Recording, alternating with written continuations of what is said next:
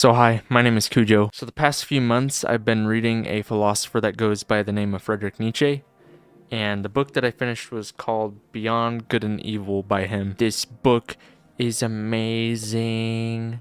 So good. Friedrich Nietzsche was a philosopher that lived through the 1800s, and he worked on a multiple different number of philosophy books. For a majority of his early life, he was a professor at a college. He taught theology. He was pretty interesting, original thinker, I would personally say. But I just kind of wanted to give a review of Beyond Good and Evil and kind of tell you my own personal thoughts on what I thought through reading this.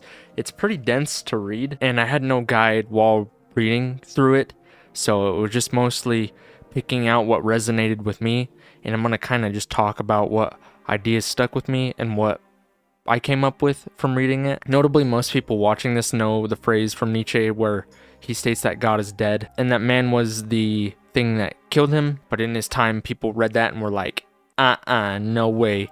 No way God is dead. We love God. God is our Lord and Savior. And Nietzsche was like, nope, God is dead. What he means by God being dead is that we don't need God to actually live a moral, virtuous life. And he goes into that in the book. He constantly talks about how art is one of those things that point to man creating his own religion and his own ideals, his own virtues. He states that a man that creates his own virtues is a master of his own mentality, and that people that live through the church or live in accordance to like a religion or a belief are slave mentalities, and they let an external thing dictate the virtues and the morals that they live by. And also in Beyond Good and Evil, Nietzsche very controversially criticizes Stoic philosophers.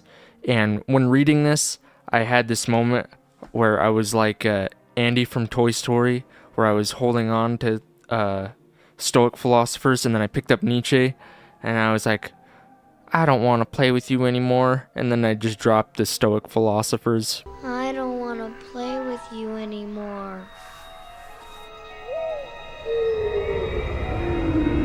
I'm just kidding. I'm still going to read Stoic philosophy. I think it's very interesting. But Nietzsche was a big criticizer of Stoic philosophy. And the reason for that being, Stoic philosophy talks a lot about in living in accordance with nature and the morals and virtues of nature, and that virtues are the set thing that we need to live by. And a lot of Stoic philosophy talks about living in accordance with truth, and that this is truth. Living a virtuous life leads you to living a good life, and Nietzsche criticizes this a lot. Nietzsche says that Stoic philosophers don't live in accordance with truth, actually that they live in accordance with what benefits humanity or the human experience the most, but not truth. Truth is separate from that, is what Nietzsche talks about. So because of this, he also goes into the book on how philosophy back in the Greek era and the Roman era, philosophy was actually looking for recognition from their peers or other philosophers, people who partook in philosophy. And Nietzsche also talks about in the book how a lot of old Greek philosophers were obsessed with pride and recognition. Even I think Cicero, I don't remember exactly the philosopher, but that one of the philosophers was almost to the brink of suicide because he wasn't able to get his work recognized. Nietzsche also proposes that we should remove ego from the equation, that we shouldn't deem philosophers coming up with ideas and theories, but rather that they just stumble across them and we remove their names and just keep ego removed from ideas to try to get closer to truth. And a lot of previous philosophers talk about maybe like a will to live, like Schopenhauer talked about, and Stoic philosophy talked about living in accordance with nature. But Nietzsche says that we live through a will to power, and that the previous thinkers before Nietzsche are trying to express their cognitive ability in order to rise to power in their field, and that this is their main motivation, is to display the strength that they have in that field, in the field of philosophy or in the field of science or whatever they got going on back in the freaking 1800s and before then. And then by a byproduct, self-preservation and the prolonging of the species happens. So yeah, Nietzsche talks about our main motivator actually being to rise above our humanity, our nature, and to continually improve and change and rise above that over and over again. That's actually our main drive, is to rise above our humanity, which is, he said, just eat, poop, sleep, procreate, basically. So if you're doing anything other than that, or more than that, I guess you're doing the thing. This is also a belief that I've come into lately that he talks about in the book, in that free will is actually not a thing. It doesn't exist. We don't use free will just due to the nature of how thoughts work and our conditioning works. He goes into it in the book, but he doesn't believe in free will. And thanks to Nietzsche and someone named Sam Harris, I don't believe in free will necessarily either. But it's a weird gray line thing, because obviously I'm sitting down and willingly recording this, but there's been so much programming and thoughts that have led to other thoughts that kind of have led me to sit in front of this camera, and that not necessarily I chose to do this, but there's a lot of conditioning involved that led me to lead to this thought process. But that's open to debate. Debate me on if you believe in free will or not. So Nietzsche was a big propagator on trying to find truth above morality. He believed that morality did not lead us to truth, and that we need to use a combination of all science and everything that we know about the world and the context of morality in order to try to understand and get closer to truth. Nietzsche in the book also talks about how the mind itself is very flawed, and because of this will to power, it will only see the world through lens in that it wants to, in order to become closer to that will of power, which spans from procreating to self-realizing. And then our desires and aversions are affected by this will to power. So we actually don't live in accordance to nature per se, but we live influenced by this will to power that isn't aligned with truth. It's just aligned with a perceived self-benefit. And these are just a couple of the ideas from the book. I kind of just want to keep riffing on some ideas that I really liked, and maybe just a couple quotes from the book. I think Nietzsche, in reading him, I'm going to read more, and right now he's currently my favorite philosopher that I've read, even above like Plato and Socrates and Seneca. I'm going to read Schopenhauer here shortly, but I'm not sure if I'm going to like Schopenhauer more than Nietzsche. I really like Nietzsche. He's a really smart guy for his time. And knowing the context behind his life, I think most people like to talk about Nietzsche being a like super analytical, straightforward, to the point thinker. And I think that Nietzsche was actually very emotionally driven, and knowing the context of the book and of his life. Nietzsche grew up religious in his life, and eventually he was woke. He stepped out of the church and was like, well, what the hell, this ain't it. And then he basically criticized it as a philosopher. And he makes some major criticisms on women in the book, which he'd been rejected from proposing to people like 3 or 4 times, if I remember correctly. So in knowing Nietzsche's personal experience, and knowing that in context, it makes sense why a lot of the stuff that he written in the time period and stuff like that.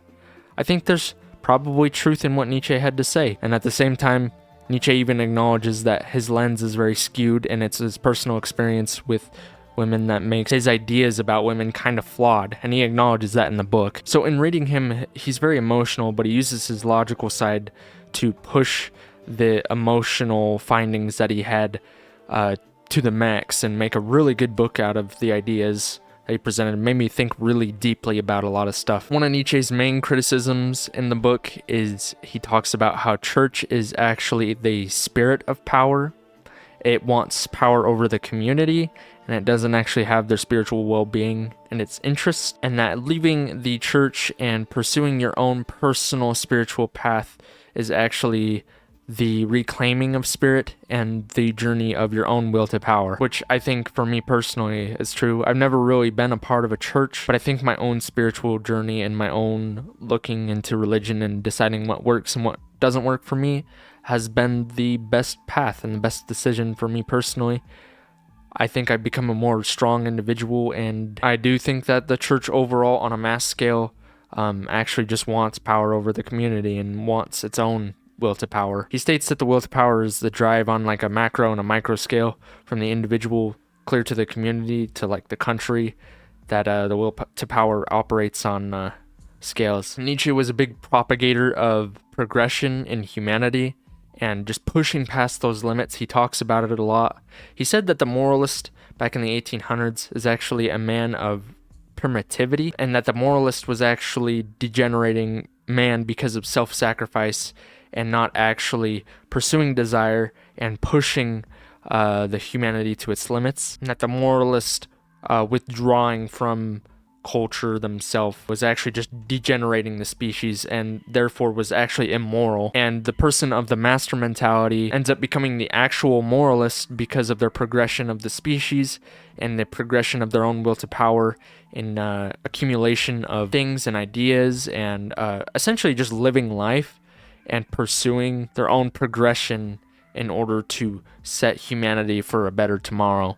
He talks about them being the actual moralist. Also, another main idea that I took away from the book, that herd mentality actually snuffs out the will of the individual, and the herds want the individual to conform to their own set of rules and expectations. And in order for an individual to actually progress, they have to isolate themselves away from herds and develop their own will to power, understand their own will to power, in order to actually become a fully integrated, healthy person for society. So there's just this natural compulsion to change the world and the individual. Preach, Nietzsche, preach. Oh my God, I love this book.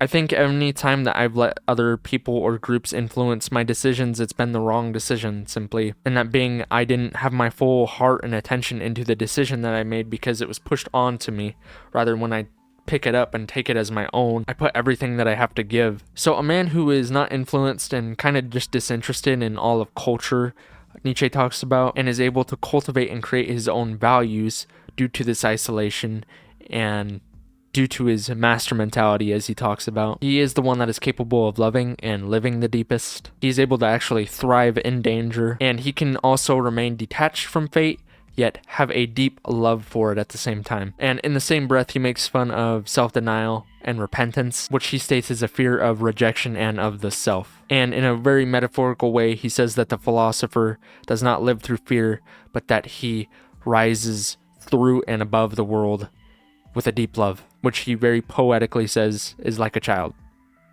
And I think there is a lot of truth in this. This is why he's my favorite philosopher. He's just spitting. And kind of just a couple more things that I wanted to talk about in this book. There's this part that Nietzsche talks about where these two elderly men are going at each other's throats at a political issue, one being on one side and one being on the other, and just holding on to their beliefs and just screaming at each other's faces, trying to get each other to believe their beliefs, essentially. But an argument like that, like, neither person is listening. They're just wanting an excuse to spit what they believe at the other and then feel like they're being attacked, and then just keep spitting it harder. He believes when you run into this, you hold a belief that does not matter. That is just simply what Nietzsche said. If you run into this situation, you're holding a belief that does not matter.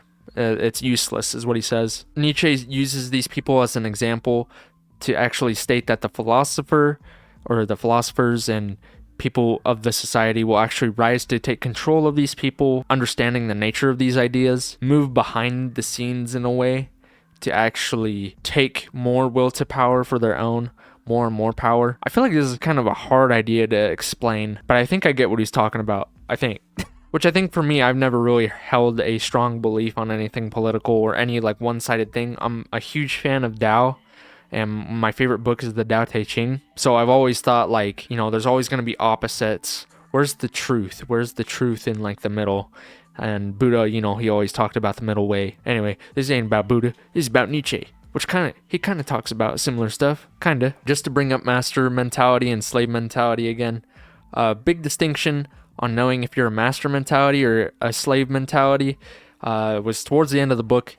He talked about how in good and evil, the master actually is the one who holds themselves accountable and then decides whether what they're doing is good and whether what they're doing is bad. They don't let another person decide that for them. Then Nietzsche talks about the slave mentality, where slave mentality actually needs someone else to tell them whether or not something they're doing is good or whether something or not they're doing is bad. I think the main distinction is who is accountable for deciding what is good and evil.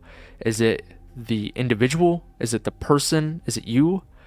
Or is it something outside of you, like a parent or a teacher or just cultures or society?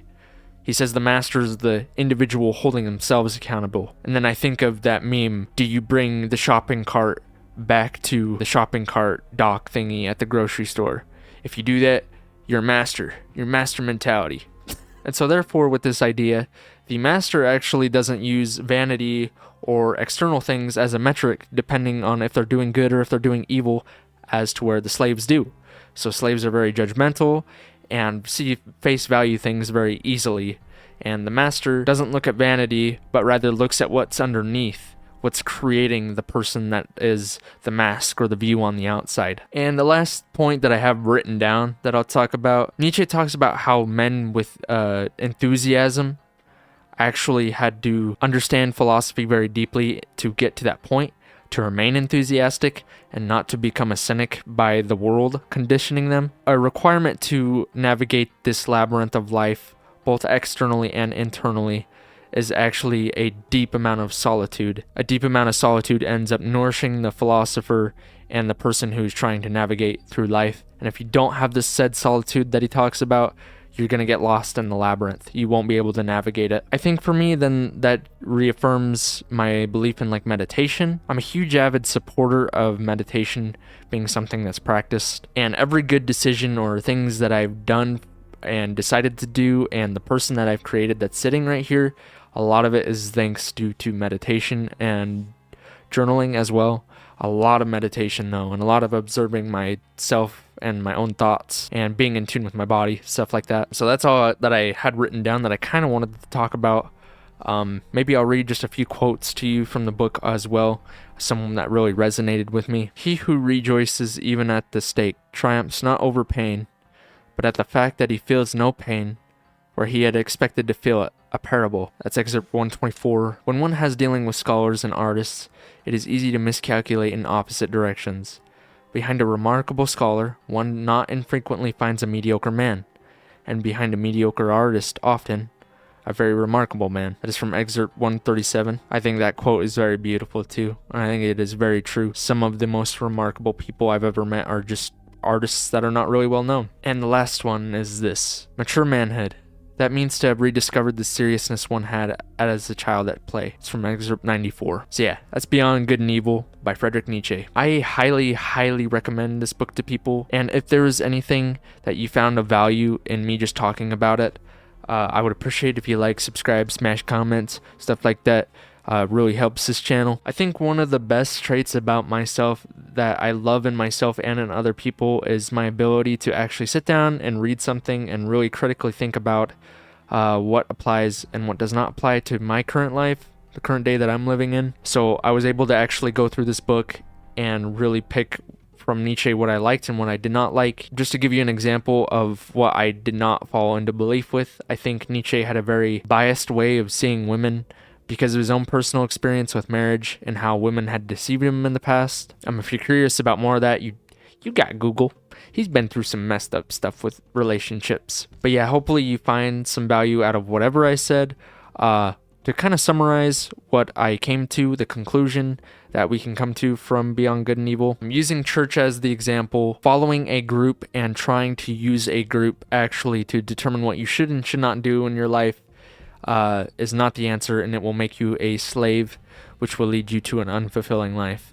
Now, on the other hand, if you withdraw from groups, you decide your own personal path, things that emerge from you, that come from you, that you want to do, that you want to explore, I think is the path that Nietzsche talks about and will lead to the master. You will be a master at whatever you decide to do. So I think you should just chase whatever your heart desires. That's what Nietzsche is saying in a very logical, analytical, long-winded way. At least that's what I took away. There's a lot more fine detail in this book. Obviously, he wrote a whole book here.